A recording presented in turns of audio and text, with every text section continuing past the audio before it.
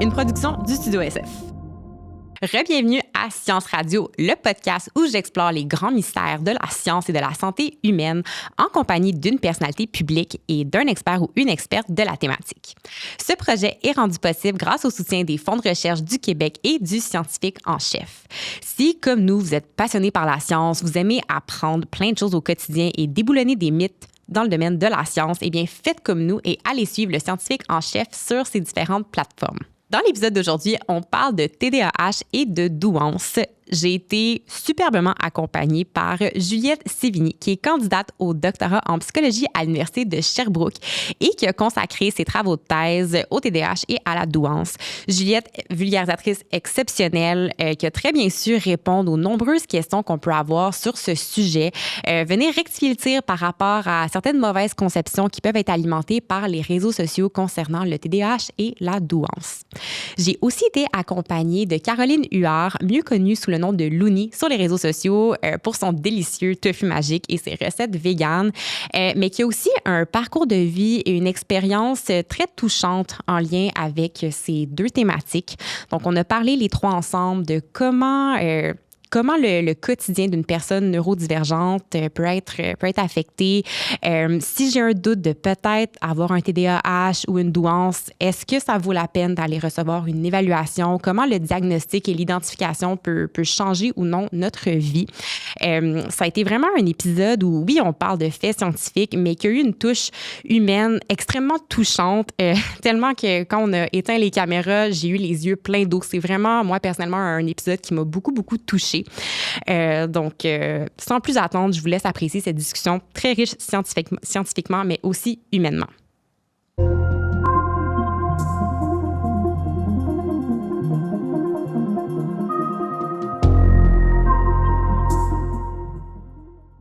Bon matin, mesdames. Bonjour. Bon matin. Vous allez bien? Oui, très bien.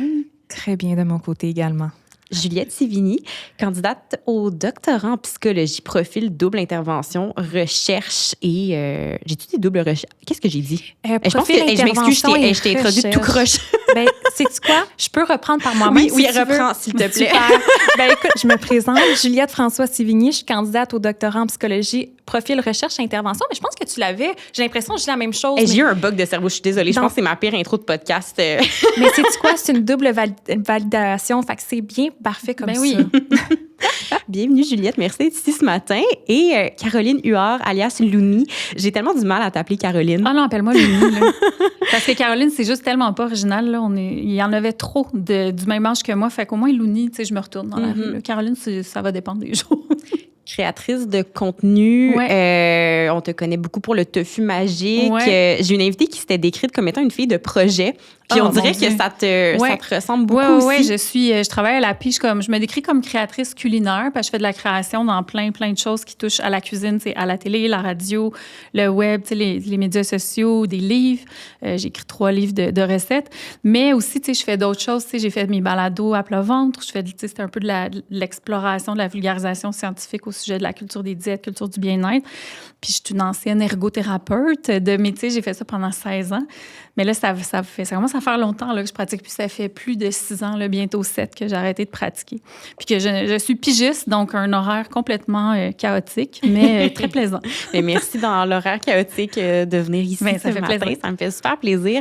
Juliette, d'où est venu ton intérêt pour étudier le TDAH, la douance? Ou en fait, là, je dis, ta thèse porte sur la douance, mais tu as quand même fait beaucoup de projets en lien avec ces deux thématiques-là dont on va parler aujourd'hui. Puis j'aime tout le temps savoir d'où vient l'intérêt de l'expert ou de l'experte que je reçois.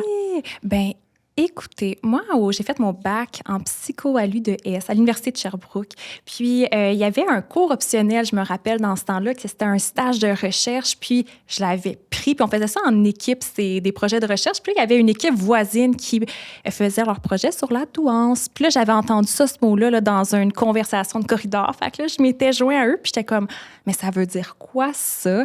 Puis, ils m'avaient vraiment expliqué tout ça. Puis là, il y a vraiment eu une curiosité qui s'est développée par rapport à ça. Surtout que je trouvais que je retrouvais plusieurs caractéristiques de ma petite sœur, puis mon grand-père également. Ce qui fait en sorte que par la suite, j'ai décidé de pousser au doctorat, puis de faire ma thèse sur les parents d'enfants doués TDAH. Puis, soit dit en passant, parce que je soutiens ma thèse en 2 semaines, j'ai dédié ma thèse justement à mon grand-père, à travers lequel je trouvais que j'allais à sa rencontre. Mon grand-père étant décédé il y a quand même quelques années déjà.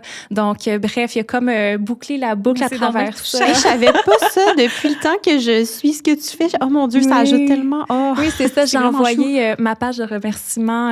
Bref, là, j'ai fait un beau petit mot à mon grand-père. Je sais que ça l'a bien ému plusieurs personnes, ma mère notamment, à travers ça, de voir d'où l'inspiration part.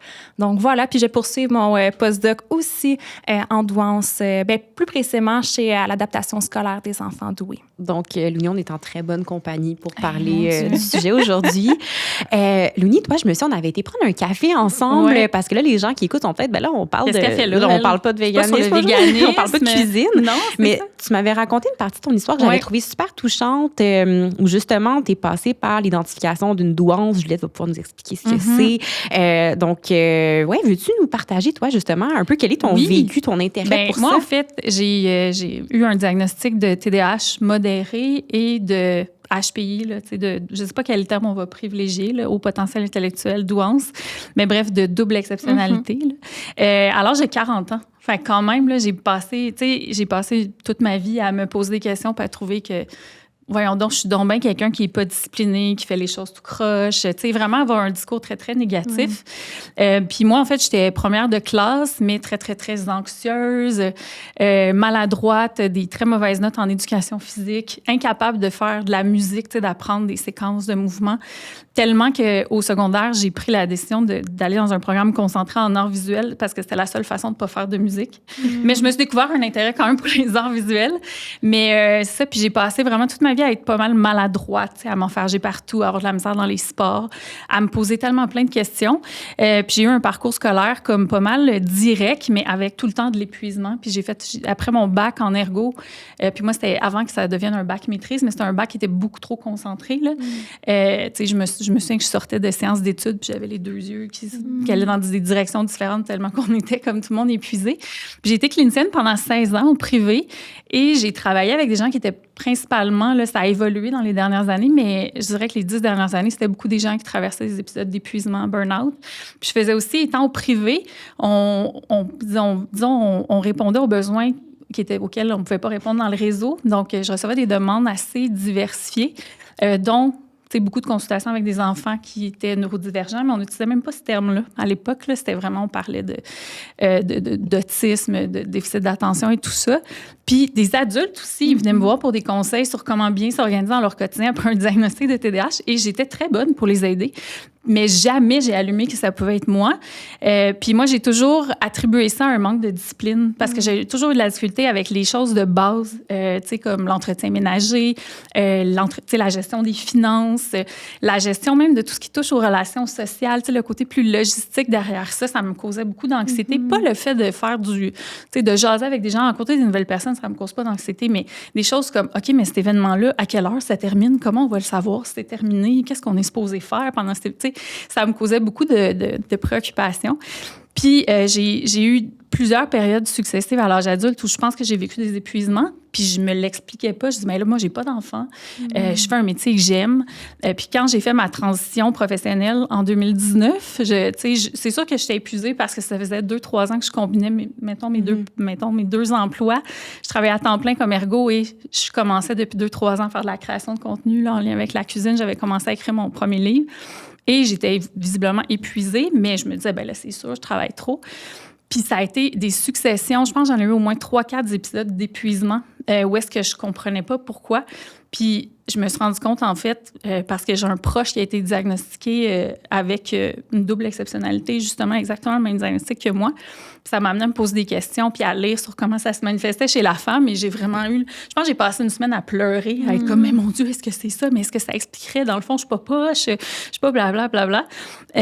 Puis j'ai pris rendez-vous puis j'ai eu le privilège de pouvoir consulter au privé, là, puis d'avoir une évaluation très exhaustive, puis d'avoir un diagnostic, puis de pouvoir me payer aussi un suivi avec une neuropsy après. Fait que ça m'a donné énormément d'outils, puis ça a vraiment changé ma vie, le diagnostic. Mais je suis consciente à quel point il y a tout un niveau de privilège derrière ça parce que c'est pas quelque chose qui est accessible pour beaucoup de gens.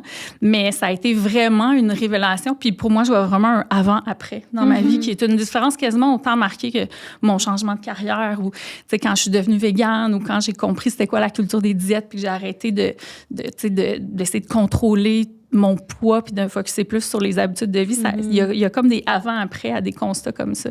Fait que pour moi, bref, ça a été vraiment une grosse révélation. Ça a répondu à beaucoup de questions. Et ça a amené un lot d'autres questions. Puis je pense qu'on a tous un moment où est-ce qu'on s'identifie trop au diagnostic. Et on explique tout par ça. Mais j'ai été accompagnée avec une thérapeute, une neuropsy qui avait une approche où est-ce qu'elle elle me rappelait vraiment que j'étais un individu à la base. Puis je pense qu'au début, ça me gossait. Je veux dire, j'étais comme, ben là, ça doit être à cause de mon TDAH. Puis t'es comme, mais tu sais, t'es une personne aussi. Puis plus, au fil des rencontres, j'ai compris vraiment l'importance de pas trop, pas de pas accorder d'importance à ça, mais de ne pas tout définir par ça non plus parce qu'on reste une personne unique avec des expériences et tout ça. Mais oui, ça a été vraiment un événement majeur là, d'avoir ce diagnostic-là. Wow! Puis je veux vraiment rebondir sur ce que Louni vient juste de dire parce que c'est un des points que je trouve vraiment important par rapport à l'identification de la douance ou encore d'un diagnostic comme tel que oui, au début dans le processus, quand on vient d'apprendre qu'on a par exemple une douance, un TDAH, il y a comme vraiment on se l'approprie beaucoup parfois. Puis là, ça devient justement à dire, bon, est-ce que c'est dû à cause de ça? Puis là, de se dire par la suite, ouais, mais on est plus que l'étiquette. Hein? On est comme une personne à part entière. Puis, bon, le diagnostic ou l'identification va venir teinter la manière dont ça va s'exprimer chez nous. Mais je trouve que c'est vraiment bien dit, puis il faut vraiment se rappeler de ça. Mais c'est pas facile au début parce que je pense que c'est... Puis pour en avoir parlé avec beaucoup de gens, soit qui ont fait un processus, tu sais, vraiment, je dirais, en bonne et due forme avec comme, tu sais, une évaluation professionnelle ou juste des gens qui se sont reconnus puis qui ont commencé à mettre en place des choses parce que, je pense que ça peut tout à fait être valide aussi, là, diagnostic ou pas, si on reconnaît des caractéristiques puis qu'on adapte des choses après. Je pense que c'est tellement une période, puis je pense que, je pourrais en parler à mes amis, mais sûrement que j'étais vraiment gossante. Ça, c'est à cause de mon TDAH, puis ça, c'est la douance qui explique ça. Puis, j'étais vraiment là-dedans, là, puis, j'en étais consciente, là, puis, mes amis, il y a personne qui m'a dit, ben là, c'est gossant, arrête ça. Mais je pense que c'était juste une étape, mais c'est tellement ça répond à tellement de questions que je pense que c'est normal que ça prenne beaucoup de place. Mais éventuellement, je pense que ça peut nous garder coincés aussi un peu, puis de dire, moi, je suis toujours en retard, j'ai un TDAH, c'est pas de ma faute. Je suis d'accord, qu'il y a vraiment des défis, mais je pense qu'après ça, on peut mobiliser des moyens. Puis moi, comme ancienne ergo, les moyens, je les connaissais très bien. Même le neuropsy qui m'a évaluée m'a dit, écoute, tu pourrais m'en enseigner. Là, Puis, c'est probablement une des choses qui a retardé mon diagnostic aussi parce que j'avais énormément de moyens compensatoires qui, pour moi, c'était juste pour pallier au fait que je n'étais pas quelqu'un de motivé, discipliné, puis tout ça. J'étais comme, je suis vraiment pas, il faut que j'utilise tout ça. Ça m'avait jamais allumé que peut-être que mon cerveau avait des petits défis. Mais tu as nommé tellement de points sur lesquels ça va être intéressant de rebondir. Puis, je veux dire aussi, je le dis à chaque invité que je reçois, mais merci d'accepter de te mettre vulnérable et de partager tout ça parce que franchement, ça rend les échanges tellement riches. Puis je pense qu'il y a beaucoup de gens qui vont peut-être s'identifier à tout ça. Juliette, avant qu'on aille plus loin, définissons la douance, l'on a nommé haut potentiel intellectuel. Qu'est-ce que c'est? Le TDAH, qu'est-ce que c'est? Et la double exceptionnalité que Louni a mentionné. Faisons une petite mise à niveau de ces différents termes-là, parce que moi aussi, moi-même, en faisant mes recherches, parfois, je lisais douance au potentiel intellectuel. Est-ce que, puis on en a déjà parlé, il n'y a pas de définition officielle de la douance, donc mets-nous un peu à niveau. Super. On va commencer par la double exceptionnalité, qui est lorsqu'une personne va présenter une douance, aussi, on pourrait dire haut potentiel intellectuel ou douance intellectuelle, ce sont des synonymes. Mais bref, quand une personne présente une douance et un trouble associé ou des troubles associés. Tout à l'heure, finalement, Louni, tu faisais référence, il y a un TDAH. Tout à l'heure, tu as dit aussi dyspraxie, donc le trouble développemental de la coordination. Souvent, le TDAH, là, saviez-vous que 75% des personnes qui ont un TDAH, ça vient avec un autre trouble comorbide. Donc, la comorbidité. Alors, on recommence. Comorbidité. Difficulté d'élocution. C'est ça. Avec le TDAH, c'est quand même très fréquente et très prévalente. Donc, Bref. Donc, tout ça pour dire que quand il y a une douance avec un ou plusieurs troubles. Maintenant qu'on parle de douance, là, c'est ça, il est là le casse-tête parce que la communauté scientifique ne s'entend pas sur dire qu'est-ce que la douance. Néanmoins, on peut quand même s'entendre sur le fait de dire que c'est un potentiel de rendement plus élevé que la moyenne dans un ou plusieurs domaines. Là, ça pourrait être les domaines sportifs, les domaines créatifs. Cela dit, on va s'intéresser ici au domaine intellectuel parce que, bon, c'est le domaine le mieux étudié puis le mieux validé scientifiquement. Donc là, quand je parle de douance intellectuelle, il faut vraiment se ramener au fait que je parle vraiment de la sphère intellectuelle. Et maintenant, finissons par le TDAH, qui va se manifester avec des difficultés d'attention, puis également là, des difficultés au niveau de l'hyperactivité, impulsivité. Souvent, on a comme différentes formes de TDAH. On a une forme qui est un petit peu plus hyperactive, impulsive, une forme qui est un petit peu plus en lien avec des symptômes d'inattention et une forme qui est combinée, donc un peu des deux. Merci pour cette belle mise à niveau. La douance, de quelle façon ça peut se manifester? Parce qu'en lisant sur le sujet, il y a le fameux niveau de quotient intellectuel supérieur à 130. Après, il y a des caractéristiques plus comportementales qui ont été identifiées. Donc, à quoi ça ressemble? Effectivement, que pour la douance intellectuelle, quand on l'évalue, on va se baser sur le QI, le quotient intellectuel, qui est une mesure du fonctionnement intellectuel de la personne. Bon, là, à savoir, est-ce qu'on cote à 120 ou 130? Dans tous les cas, on peut dire que c'est environ de 2 à 5 % de la population en fonction du critère de QI retenu. Néanmoins, la douance, c'est pas juste un QI. Donc là, il reste que ça se met en relation avec les informations développementales qu'on a sur la personne, puis également certaines caractéristiques. Là, il faut savoir qu'il n'y a pas de liste de caractéristiques qui fait en sorte que, OK, on cote, douance assurément. Il y a certaines caractéristiques qui reviennent un petit peu plus chez les personnes douées et puis qui sont mieux établies sur le plan scientifique, notamment d'avoir des grandes facilités d'apprentissage, de vraiment traiter rapidement l'information, de faire des liens en différents éléments, puis d'avoir une pensée quand même abstraite, voire une pensée aussi très critique et développée. Il y a d'autres caractéristiques qu'on voit, mais qui sont un petit peu moins bien établies scientifiquement, notamment le sens de la justice élevé, la créativité, bref. Il reste qu'il y a encore des preuves scientifiques à accumuler pour savoir bien se positionner. Cela dit, les caractéristiques dont j'ai parlé, il reste qu'il y a des personnes qui ne sont pas douées qui pourraient très bien les avoir. Donc, bref, ce sont certains repères, bien évidemment, ils ne sont pas exclusifs à la douance. Toi, Louni, quand tu as justement eu ton identification, dans ce que Juliette mentionnait, est-ce qu'il y a certaines choses, toi, qui se sont manifestées plus fort chez toi? Oui, bien, en fait, moi, c'était surtout puisque j'ai compris, autant dans la pré-entrevue, puis le neuropsy qui m'a évalué, il y a quelque chose d'intéressant. En fait, avant même qu'on débute l'évaluation, il m'a demandé comment je recevrais le diagnostic. En fait, comment je recevrais ça s'il n'y avait pas de diagnostic. Parce que, je pense qu'on est à l'étape, d'avoir fait des démarches, puis, même de sortir des ressources financières aussi, on s'attend peut-être à un résultat, si je peux dire. Puis, il voulait tout de suite me préparer si jamais, il n'y a pas de diagnostic qui ressort, comment que je vais pouvoir naviguer tout ça. Puis, je trouvais ça intéressant. Puis déjà, ça m'a mis en confiance aussi, mais oui, il y a beaucoup de choses, en fait. Puis moi, c'était surtout, en fait, de comprendre comment ça se fait qu'il y avait je dirais que c'était très hétérogène, là où j'ai des forces puis des difficultés. Il y a beaucoup de choses qui sont beaucoup plus faciles pour moi que pour je trouve beaucoup de gens. Puis il y en a d'autres qui sont tellement difficiles puis que ça m'amène beaucoup souvent, je peux pas dire de la détresse parce que maintenant, avec la maturité, je pense que j'ai appris à les accepter. Mais quand j'étais plus jeune, oui, beaucoup de détresse, beaucoup d'isolement, beaucoup de remise en question, un discours très négatif, de pas comprendre pourquoi des choses qui semblent tellement faciles me demandent tellement d'efforts, pourquoi je me sens constamment, dépassée par le quotidien. C'est vraiment comme, un sentiment d'être chroniquement dépassé partout, malgré le fait qu'il y a des choses qu'on fait si facilement. Fait que c'était beaucoup ça, l'espèce d'hétérogénéité là, dans ce qui se présentait. Puis de comprendre comment ça se fait, justement, que j'étais première de classe, mais en même temps, il y avait des choses qui étaient tellement difficiles pour moi, puis même à l'âge adulte, qui continuaient d'être difficiles. Pourquoi il y avait des choses que j'apprenais facilement, d'autres pas du tout, que ça m'amenait même comme de la colère. J'avais le goût de pleurer tellement j'arrivais pas à comprendre des choses que d'autres apprenaient comme ça, Fait que c'est beaucoup ça, en fait. Puis, ce que j'ai compris, en fait, c'est à quel point, j'ai été capable de pallier à des difficultés grâce à, entre autres, moi, j'ai vraiment une force au niveau verbal, quand on m'explique des choses, je suis capable de les mettre dans des mots. Puis même à l'université, j'ai frappé mon premier mur dans le cours d'anatomie de l'appareil locomoteur à l'université, qui était un cours de 8 heures par semaine.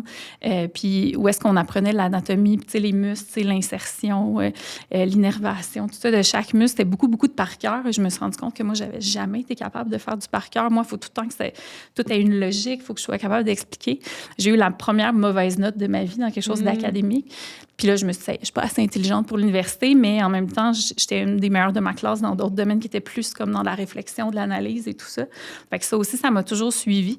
Fait que oui, c'est beaucoup l'hétérogénéité pour moi qui m'amenait toutes sortes de questionnements puis qui me faisait douter de la légitimité de mes difficultés, parce que quand il y a des choses que tu réussis très bien, ben, c'est comme si tu te sens imposteur dans tout. C'est comme j'ai pas le droit d'être poche là-dedans parce que je suis capable d'être bonne dans d'autres choses.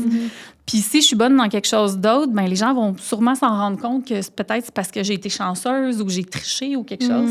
Fait que le sentiment d'imposture est tout le temps là pour tout.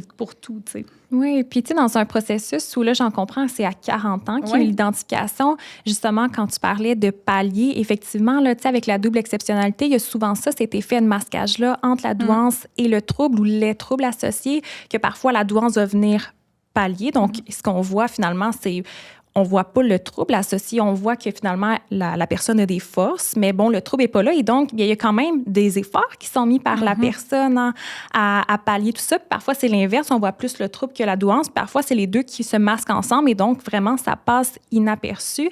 Dans tous les cas, il reste que c'est énormément d'énergie qui sont mises pour pallier. Puis souvent, quand on commence à voir plus l'un ou l'autre, c'est quand l'environnement, les exigences deviennent plus élevées. Là, j'entends avec le cours de 8 heures, qui demande, bon, déjà, un cours universitaire, ça demande vraiment... C'était 2 fois 4 heures là, à la défense de l'organisation de l'université, mais quand même. Il reste que c'est beaucoup, juste pour un cerveau normal. C'était les jeudis et vendredis après-midi, première session d'université. Yes, on commence en force. Mais tu sais, juste pour un cerveau normal, il reste que rester concentré autant de temps, c'est énorme. Donc là, il reste que il y a quand même une difficulté qui rentre là-dedans. Mais bref, je tiens quand même à soulever ça parce qu'effectivement, que cet effet de masquage-là va parfois aussi faire en sorte que l'identification est plus tardive. Et là, peut-être qu'on y reviendra, mais les restes qui étaient aussi une femme.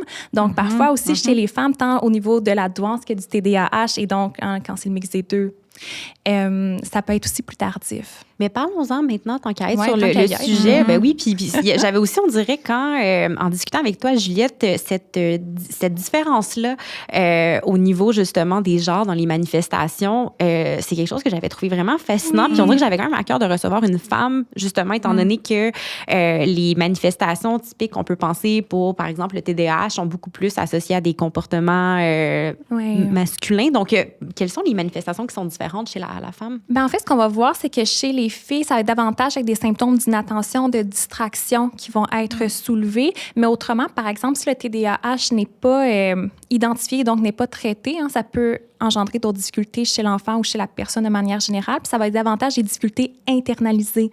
Donc, qui ne perturbe pas un environnement de classe.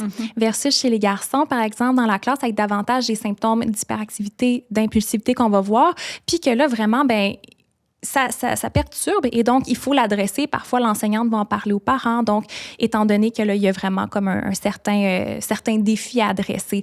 Donc, il y a ça aussi qui vient en jeu. Puis c'est un peu la même chose avec la douance, en ce sens que, par exemple, un enfant un garçon qui a une douance puis qui s'ennuie peut, par exemple, avoir certains comportements perturbateurs versus une fille qui va avoir plus tendance à essayer de trouver des stratégies compensatoires. Puis je me rappellerai toujours de l'exemple que Natacha Bérupé-Deschênes avait soulevé dans un épisode de Vérité ou quoi, douance sur les stéréotypes de genre qui était ben oui, mais la fille, elle va, par exemple, réorganiser ses notes pour que ce soit beau. Mais pendant ce temps-là, elle n'est pas en train de déranger le voisin et la classe. Mais il reste qu'elle passe inaperçue, ce qui va parfois faire en sorte, finalement, que l'identification va être plus tardive. Puis, ça m'amène aussi une autre question. Quelqu'un m'avait demandé, oui, mais on dirait que là, dans peut-être les figures publiques qui parlent de leur identification, la douance vient toujours avec quelque chose d'autre. Est-ce qu'on peut avoir une douance et c'est pas quelque chose qui vient perturber notre quotidien? Est-ce que c'est un cas qui existe? Totalement. En fait, la plupart des personnes douées, faut savoir que les personnes douées vont généralement bien. Quand il y a des difficultés qui sont associées, c'est parfois que l'environnement ne permet pas de répondre à leurs besoins. Donc là, il y a comme un décalage, puis là, on réagit à ça. Mais de manière générale, les personnes douées vont très bien, puis en fait, la plupart ne savent pas nécessairement qu'elles sont douées, bien qu'elles savent qu'ils ont probablement certaines forces sur différents plans.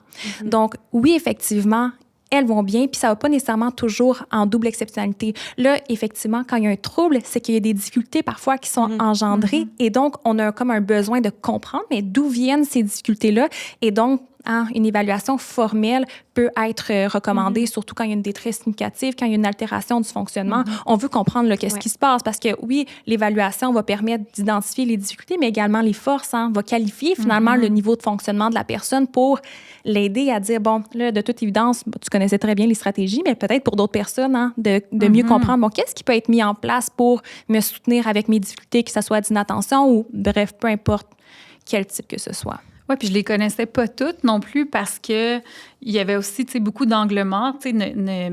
Juste si tu as la croyance que tes difficultés viennent du fait que tu te forces pas assez, les stratégies que tu vas essayer de mobiliser, moi, tout ce qui est, par exemple, je donne un exemple, mais j'ai essayé toute ma vie d'avoir une routine d'exercice, de faire de l'activité physique parce que j'en ai besoin. Bien, probablement, on sait que c'est important, mais je le ressens, j'en ai besoin quand je bouge pas assez. Tu sais, là, j'arrive de vacances, de voyage, puis je suis avec une amie qui a à peu près les mêmes besoins que moi, puis on a vraiment combiné ça. On aurait eu l'occasion de juste s'évacher sur la plage, mais je suis incapable d'avoir du plaisir sur la plage si j'ai pas fait de la rando le matin, mettons. Puis c'est pas une question... Pendant longtemps, c'était lié à des croyances en lien avec la culture des diètes, par exemple. Mais je me suis rendu compte, en déconstruisant ça, c'est comme non, j'en ai besoin de bouger. J'ai besoin comme de dépenser mon énergie si je veux, après ça, profiter des moments plus au ralenti. Donc, tu sais, c'était vraiment nécessaire pour moi de comprendre d'où ça venait, parce que sinon, tu sais, la discipline, bien là, moi, là, en fait, j'ai travaillé comme un horaire, mettons, de 8 à 5 toute ma vie. Puis je m'étais dit, quand je vais être pigiste, moi, je vais me lever à 5 heures du matin. Je vais faire mes pages de gratitude, puis je vais méditer, puis je vais me faire des petits jus verts. Ça va faire bientôt 7 ans, j'ai jamais fait ça, peut-être une fois, tu sais. Puis c'est vraiment quelque chose que j'avais identifié en suivi avec la neuropsy qui m'a accompagnée en thérapie. Puis elle m'a aidée à comprendre, en fait, que pour moi, la discipline allait passer plus par des systèmes, tu sais, de m'organiser. Puis tu sais, un exemple, puis tu sais, de trouver des choses aussi qui m'amènent la motivation, qui m'apportent la motivation, pardon. Mais tu sais, pour moi, c'est beaucoup plus efficace de dire, bien, la veille, je vais préparer les vêtements que je vais porter pour m'entraîner. Je vais me télécharger une liste de lecture ou un podcast que j'ai vraiment hâte d'écouter. Je vais préparer tout de suite ma bouteille d'eau. Je vais enlever toute la friction possible qu'il pourrait y avoir dans la routine le lendemain. Et si j'ai pas fait ça, j'aurais beau être très motivée, je le ferai pas, là. Puis là, le discours négatif commence. Donc, tu sais, de comprendre. Puis aussi, tu sais, je dis, ben là, j'ai plein d'équipements d'exercice. Chez moi, j'ai un tapis roulant, j'ai un vélo de spinning. Si j'ai ça, mais là, j'en fais 2 mois, je me tente. Puis t'es comme, ben parfait, fais-en 2 mois, tente-toi, fais d'autres choses après. Tu sais, ça se peut que ta discipline soit un peu plus chaotique, tu sais. Puis pour moi, c'était un échec, ça, de pas être capable de faire quelque chose qui était durable dans le temps, alors que même chose pour les hobbies. Je pense que c'est un peu running gag là, pour les gens qui ont un TDAH, mais moi aussi, tu sais, je plaide coupable. Là. J'ai fait des colliers, j'ai fait de la plasticine, j'ai fait comme toutes les affaires de passe-temps possibles. Récemment, je me suis équipée pour le coloriage. Demande-moi combien de fois j'en ai fait, tu sais. Parce que c'est beaucoup, je pense qu'on recherche beaucoup de la nouveauté, mais d'apprendre que c'est correct, tu sais, disons que mes intérêts varient. Tu sais, d'accepter ça, pour moi, ça a vraiment fait une différence, alors qu'avant, je continuais de me battre à essayer d'avoir un fonctionnement qui ne me convient pas, là, tu sais. Puis ça me fait penser aussi au niveau de, tu l'as bien nommé, Juliette, que quand, bon, il y a des enjeux au niveau du fonctionnement, un décalage avec les besoins de l'environnement, là, l'identification, elle devient importante pour, en fait, comprendre ce qui se passe. Mais dans, parfois, des articles de médias traditionnels, je pouvais lire, bon, ben aller se faire diagnostiquer un haut potentiel intellectuel, c'est la mode. Il y a des gens, ben, tu sais, comme Louni, tu mentionnes, ça t'a permis de bien comprendre, OK, voici ce qui se passe et voici maintenant comment je peux être heureuse dans la vie, bien m'épanouir dans tous mes projets. Puis je trouve ça vraiment intéressant quand tu disais que le neuropsy t'avait demandé, ben si jamais il n'y a rien qui ressort du diagnostic, qu'est-ce qui se passe? Et ça m'amène 2 questions, justement. Est-ce que tout le monde qui soupçonne avoir peut-être une douance devrait aller faire un processus d'identification? Et quels peuvent être les avantages et les inconvénients? Ou est-ce que ça peut faire du tort, en fait? Écoutez, est-ce qu'une personne qui soupçonne une douance chez elle devrait se faire évaluer? J'ai pas la réponse pour ça, en ce sens que ça va être propre à chacun. Définitivement que quand il y a des difficultés associées, oui, moi, je suggérerais effectivement là, qu'il puisse avoir une évaluation, pas nécessairement de douance. Hein. Là, on parle plus d'expliquer les difficultés parce que la douance, c'est pas un motif de consultation en soi ou, bref, ne devrait, pas que ne devrait pas l'être ou l'être, mais bref, quand c'est seulement de valider ou de confirmer ou infirmer, mais là, c'est plus peut-être à se demander, j'imagine qu'il y a peut-être une quête identitaire qui vient à ça. Et donc, moi, par rapport à ça, j'ai pas... Je dirais pas qu'est-ce qui est bien ou pas bien à faire. Néanmoins, par exemple, en tant que si je m'adresse aux professionnels de la santé qui suspectent chez un élève ou un patient une douance, puis et avec certains troubles associés ou un trouble associé, définitivement là, que s'il y a comme ces soupçons-là, ces difficultés-là, l'altération du fonctionnement qui est en jeu, une recommandation en neuropsy ou en psychologie est vraiment recommandé. Autrement, je pense qu'il y a comme quelque chose qui appartient plus à la personne, effectivement, de se demander, qu'est-ce qui motive tout ça, cette quête-là? Puis effectivement, de se poser si c'est pas des résultats attendus, comment moi je réagis par rapport à ça. Parce que oui, comme avantage, j'ai la question de pouvoir mieux se comprendre. Quand même, mais il reste qu'en désavantage, j'ai aussi la question de pouvoir se rester fixé à l'étiquette. On a un petit peu abordé tout à l'heure. Fait qu'il y a quand même... Puis il reste que c'est correct qu'au début, il y ait comme cette question-là d'étiquette qui est peut-être plus important. Puis par la suite, il y a comme une évolution qui vient par rapport à ça. Mais il reste que... moi, ce que j'en comprends, surtout à l'âge adulte, c'est plus, elle est où la quête identitaire? Puis est-ce que c'est vraiment en neuropsy ou en psychologie ou, par exemple, en psychothérapie, par exemple, de pouvoir adresser ces enjeux-là, que ça, par exemple, des enjeux relationnels. Ce qu'on sait, c'est que la douance, là, les gens doués vont relativement bien socialement parlant. Fait est-ce que si c'est des enjeux relationnels qui pissent vers une douance, peut-être que c'est les enjeux relationnels qui devraient être adressés avant même la douance. Bref, c'est la nuance que j'essaie de faire ici. Donc, mais par la suite, c'est propre à chacun des individus. Puis je suis pas là pour juger qu'est-ce que devrait faire ou ne pas faire une personne. Puis, toi, Louni, justement, parce que ça, on dirait que c'est beaucoup peut-être des stéréotypes ou une des mauvaises conceptions que j'entends où, ça vient à la mode de dire, même quand quelqu'un n'a jamais eu d'évaluation, je suis en retard, je dois avoir un TDAH, ou on est tous TDAH et tout. Toi, quel a été le moment où tu as senti que tu as été capable de te détacher un peu de cette étiquette-là après le moment de soulagement de OK, comme voici maintenant, je comprends ce qui se passait. Puis à partir du moment où là, tu sens que tu as été capable de t'en détacher. Ça a été beaucoup l'accompagnement en thérapie, je dirais. Puis encore là, je reconnais à quel point c'est tellement un privilège parce que c'est coûteux là, comme processus. C'était quelque chose que j'étais capable de me permettre. Puis, le processus aussi de l'avoir nommé avec des gens de confiance, puis éventuellement, dans une zone plus publique aussi. J'en ai parlé, mon dernier livre de recettes, il y a un chapitre au départ où j'explique comment mon TDAH a influencé la cuisine, puis comme quoi le livre est adapté, la présentation visuelle pour quelqu'un qui aurait des difficultés. Puis j'ai décidé de l'assumer un peu plus publiquement, mais c'est vraiment en fait de me rendre compte que c'était quelque chose qui était malléable quand même. Pour moi, ça a été vraiment ça. De reconnaître que mes difficultés... Il y a des difficultés qui sont là, par exemple, moi, tout ce qui est mise en action, toutes les fonctions exécutives, mais je me suis rendu compte qu'il y avait des conditions que je pouvais réunir puis qui allaient faciliter beaucoup les choses aussi. Puis que mon fonctionnement, comme n'importe qui, va varier en fonction de mes émotions, en fonction de si j'ai bien dormi, est-ce que j'ai répondu à mes besoins de base et tout ça. Fait que, ça, de revenir à cette essence-là aussi. Mais je pense que ça a été un processus qui s'est fait, je peux pas dire qu'il y a eu un déclic, là. C'est vraiment quelque chose qui s'est fait progressivement. Puis maintenant, c'est quelque chose qui fait partie de mon identité parmi d'autres choses. Au même titre que, par exemple, étant végane dans la sphère publique, on m'identifie souvent comme la végane, mais je suis comme, allô, je suis aussi féministe, par exemple, ou je suis aussi une personne qui aime les chiens. Il y a comme plein d'aspects à notre personnalité puis à qui on est.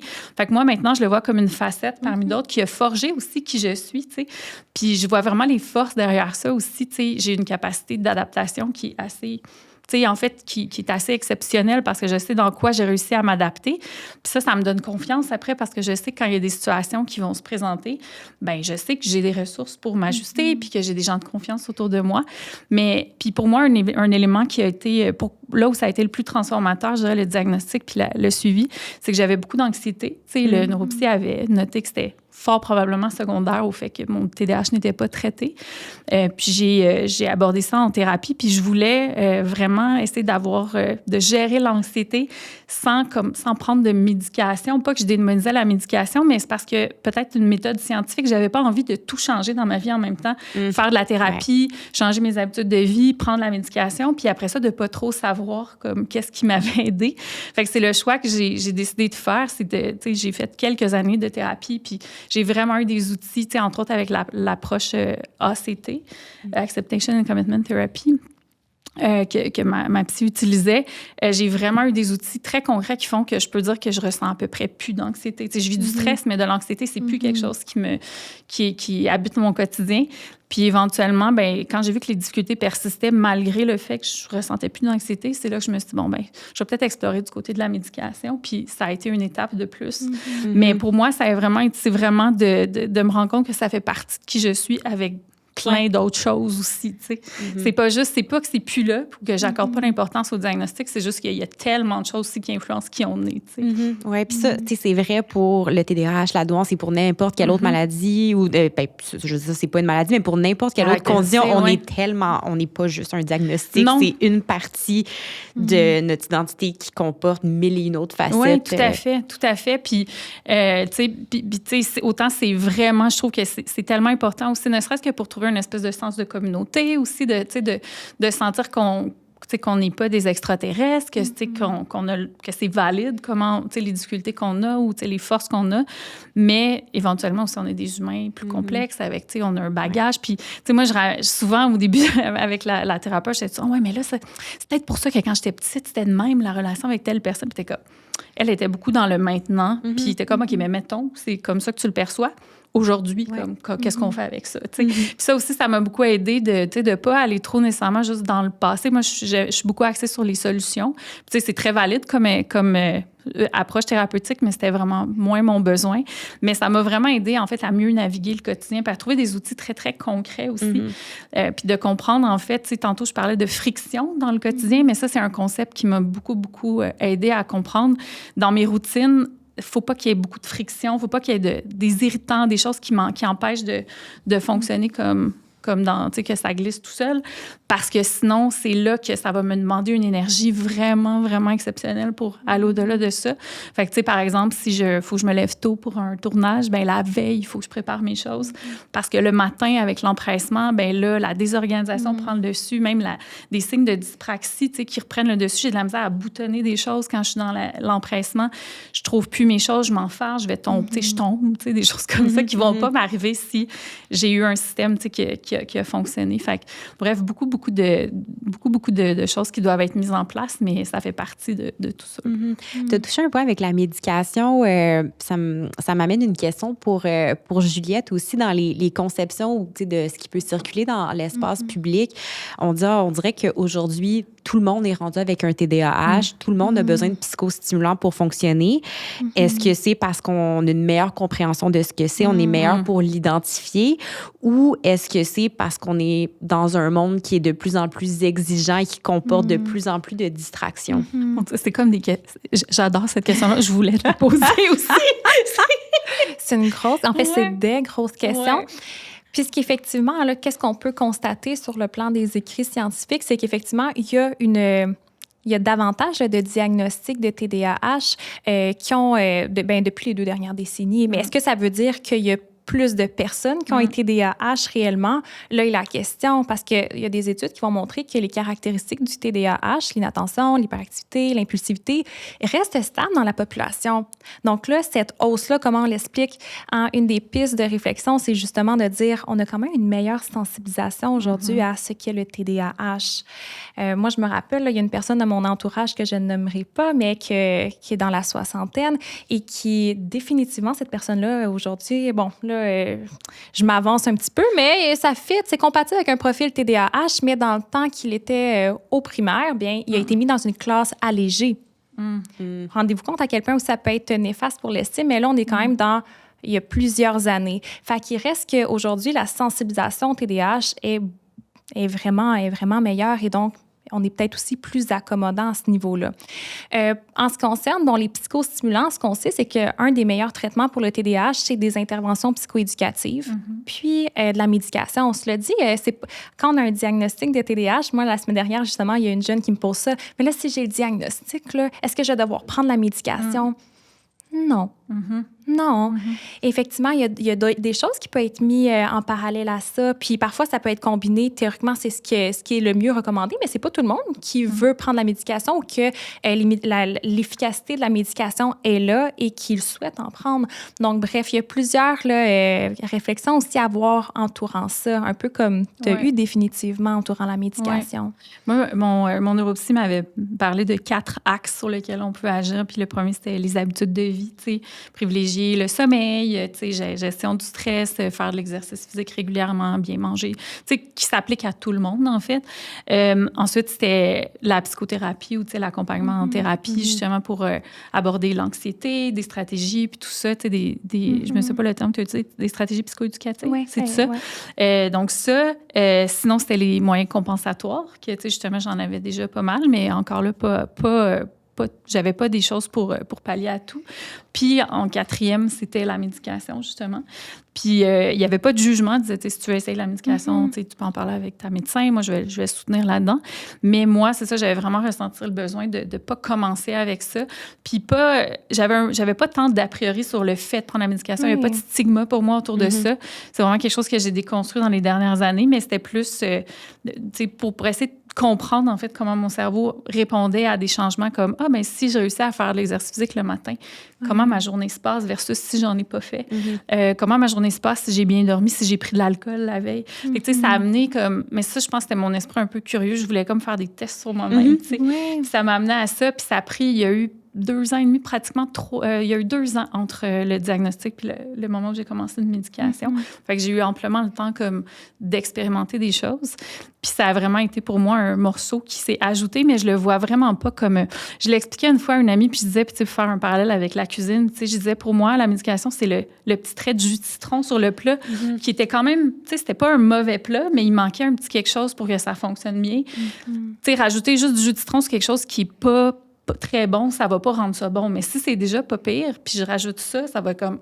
tout va comme devenir plus explosif en bouche, tu sais. Mais pour moi, c'est un peu ça. Fait que, tu sais, si là-bas, si j'ai pas bien dormi, si j'ai pas privilégié comme des activités qui me font du bien, pour moi, la médication, elle fait pas de miracle. Là. Mais, tu sais... Oui, puis il reste que... Mais merci de ce partage-là. Puis, parce que je trouve quand même intéressant que tu parles des stigmas qui entourent la médication, parce que, pour toi, définitivement, c'est le jus de citron, mais pour d'autres personnes, ça va être... Je sais pas, les pâtes ou bref, j'essaie de... la base la du base, plat. finalement, du plat. Ou bref, sans médication, il y a vraiment... C'est très difficile de fonctionner, dépendant de la sévérité du TDAH. Puis j'aime ça que tu parles de stigma parce que dans ma thèse, c'était une des choses qui ressortait par les parents de dire... Mais moi, je trouve que c'est quelque chose qui aide mon enfant, puis mon enfant le voit aussi, mais j'en parle pas trop parce que je sais que c'est mal reçu. Hey! Puis quand il me parlait de ça, je voyais qu'il y avait comme, il était prudent de voir comment moi j'allais réagir. Puis c'est juste pour dire quand la médication, écoute, il va y avoir des tests, on teste ça, puis pour certaines personnes, ça va super fonctionner, puis c'est tant mieux, c'est une ressource qui est là. Pour d'autres, c'est moins ce qui est besoin pour eux, mais bref, il y a comme cette... Je pense une sensibilité maintenant au stigma qui peut entourer ça, histoire d'être... quand on parle de bienveillance, c'est bienveillance envers tout le monde. Puis bref, là, j'ai une pensée pour les parents. Là. Oui, vraiment. Puis tu sais, il y a aussi, j'ai l'impression, le discours contraire de « Ah, ben là, c'est tellement banal d'en prendre. » Tu sais, il y a comme une déstigmatisation ou quasiment comme une glorification selon certains discours, alors que je pense pas là, qu'il y en ait une. Je pense que... Puis tu sais, aussi, il y a des biais aussi, j'ai l'impression, parce que par exemple, on entend beaucoup de personnalités publiques qui prennent la parole puis disent « J'ai un TDAH, j'ai une douleur, j'ai ça. » Mais, tu sais, ça veut pas dire que c'est représentatif des pourcentages qu'il y a dans la population. Tu sais, c'est peut-être quelqu'un qui a choisi de faire un métier très, tu sais, avec des horaires atypiques, beaucoup, tu sais, dans la créativité, il y a peut-être peut-être qu'il y avait une raison pourquoi elle a choisi ce métier-là. T'sais. Ça m'amène aussi ça, toi, Juliette, comme professionnelle dans le domaine. Est-ce que le fait justement qu'il y ait de plus en plus justement de personnalités publiques qui se prononcent avec leur expérience, qui ont été consultants en neuropsy, qui ont eu une identification, est-ce que pour toi, c'est quelque chose qui est aidant, qui aide à venir apporter la lumière, qui déstigmatise ou qui, au contraire, peut venir amplifier des stéréotypes et des mauvaises conceptions? Des choses à déconstruire, Oui, vraiment, c'est à double tranchant. Quand j'entends parler de douance dans les médias, je suis tout le temps un peu comme sur le qui-vive. Qu'est-ce qui va sortir de ça? Parce qu'effectivement, on essaie, avec les multiples projets dans lesquels je m'insère, j'essaie vraiment de pouvoir déstigmatiser ça. Mais il reste que là, moi, je me rappelle Anaïs Favron qui a partagé, en fait, son expérience avec la douance. Puis son vécu est totalement valide. Hein. Elle a vécu son processus d'identification, ou bref, sa vie comme elle a vécu, puis c'est parfait en soi. Mais par contre, de faire des généralisations, de dire toutes les personnes douées ont tendance à vivre de l'anxiété, ont tendance à vivre... C'est là que moi, ça vient me choquer. Puis c'est là que, c'est pas exact. On n'en est pas là dans les études scientifiques. Peut-être qu'un jour, ça va venir endosser ça, mais on n'est vraiment pas là pour l'instant. Puis ça continue finalement à mettre une vision qui est assez sombre, même parfois, sur ce qu'est la douance. Hein. Généralement, c'est une force chez l'individu, mais une personne douée peut définitivement vivre des symptômes anxieux. Hein. Puis c'est totalement valide, ça aussi. Mais là... Bref, fait que tout ça pour dire que même récemment, là, il y avait une émission dans Doute raisonnable là, où on parlait, là, c'était un jeune délinquant doué et TDAH. Et j'ai pas compris pourquoi ils ont mis de l'avant doué TDAH, parce que même si je voyais qu'il y avait comme une certaine prudence dans la manière que ça voulait être apporté, mais il reste que le lien qu'on fait à la fin de l'émission, c'est délinquant doué TDAH. Ouais. Vous comprenez? Oui. Puis tout au long, là, je voyais mon conjoint me regardait, puis il me regardait voir comment je prenais tout ça, puis il savait là, comment je me sentais à l'intérieur de dire non, mais ça, présentement, il n'y a aucune donnée qui soutient ça, puis je pense pas que c'est ça qu'il voulait mettre de l'avant, mais c'est quand même comme ça que parfois ça peut être compris, le résultat final de l'émission. Fait que bref, tout ça pour dire que j'en aurais beaucoup à dire, mais je vais m'arrêter Mais c'est ici. comme ça avec un peu tout, j'ai l'impression, parce que, puis là, tu sais, dans des hiérarchies de preuves, tu es dans l'anecdote, dans le fond. Oui, quand tu parles de ton expérience personnelle, puis comme tu l'as si bien mentionné, c'est 100% valide, tu sais. Puis, mais je pense que c'est la preuve qu'on a besoin aussi beaucoup d'apprendre à développer notre esprit critique, puis tu sais, toute la littératie scientifique, là, si je peux dire, tu sais, qu'on apprenne à départager l'expérience d'une personne, c'est quoi une anecdote versus des faits, puis que nous-mêmes, quand on partage notre expérience, justement, de ne pas tomber dans le piège de faire des généralisations, puis ça peut tellement être tentant, tu sais, de faire ça, tu sais, puis de dire, ben moi, j'ai fait ça, ça m'aide, donc ça doit tout vous aider, puis souvent, je pense que ça part d'une bonne place, tu sais, de vouloir aider, mais tu sais, je pense qu'on l'observe dans beaucoup de choses, tu sais, même en nutrition, je suis certaine que oh mon Dieu, ça m'a tellement aidé de ne pas manger de gluten. Puis c'est comme, vous devriez tout le monde arrêter de manger du gluten. C'est comme, à ta minute, là. C'est plus compliqué que ça, puis ça a des impacts, tu sais. Mais oui, tu sais, je pense que les stigmas dans la culture populaire aussi, c'est pour ça que ça prend une diversité d'exemples. Parce que si la seule fois qu'on entend parler, c'est un délinquant, ben là, ça se peut qu'on fasse des liens. Oui, fait conclusion, les doués TDAH ne sont pas délinquants, OK? C'est ce qu'on retient. Par rapport à tout ça, justement, Lounie, tu as beaucoup souligné l'aspect de privilège, justement, puis même, tu sais, quand on parle d'avoir accès à de la médication, là, au moment où on enregistre, on parle beaucoup de l'accès aux soins de santé, aux médecins et tout ça. Juliette, pour quelqu'un, justement, en ce moment, qui est un peu, oulala, je vous écoute, il y a beaucoup de choses qui résonnent, j'ai clairement des enjeux dans mon fonctionnement. J'ai pas forcément l'argent pour aller consulter un neuropsychologue. J'ai peut-être pas de médecin de famille ou j'ai peut-être l'option d'aller voir un médecin. Quel chemin peut faire cette personne-là? Oui, présentement, effectivement, il y a certains obstacles, définitivement. Je tiens quand même à mentionner, puis ça, tout à l'heure, c'est important, là, je me suis rappelé de ça, c'est important pour moi quand même de soulever ça, que alors, je sais qu'on s'adresse à un public adulte, mais chez les enfants, il faut savoir qu'à l'école, il n'y a pas nécessairement besoin d'une identification de douance pour pouvoir répondre aux besoins de ces élèves-là. Hein. On repère les manifestations puis on tente de combler ces besoins-là. Hein, par exemple, moi, j'ai de 2023, puis là, c'est encore en cours, une équipe de recherche et moi-même avons mis en place un programme de mentorat pour des élèves doués au sein d'une école. Puis c'était pas tous les élèves qui avaient une identification de douance, mais qu'on voyait qu'avec, formel, je parle, il y avait des besoins, il y avait des caractéristiques. OK, parfait, ils font partie du projet. Puis on met en relation ces élèves-là avec des mentors universitaires, puis ils font un projet personnel. Là. Il y en a qui ont créé des autos, il y en a d'autres qui sont allés faire des compétitions d'échecs, il y en a qui ont créé, bref, cool. The sky is the limit. Oui, c'est vraiment chouette. Puis tu sais, ce qui en sort de là, parce que c'est un projet de recherche aussi qu'on a pu établir, c'est ce qu'on sort de là, c'est que la relation est vraiment importante. Hein? C'est ce qu'ils ont fait d'apprendre à travers cette relation épanouissante-là.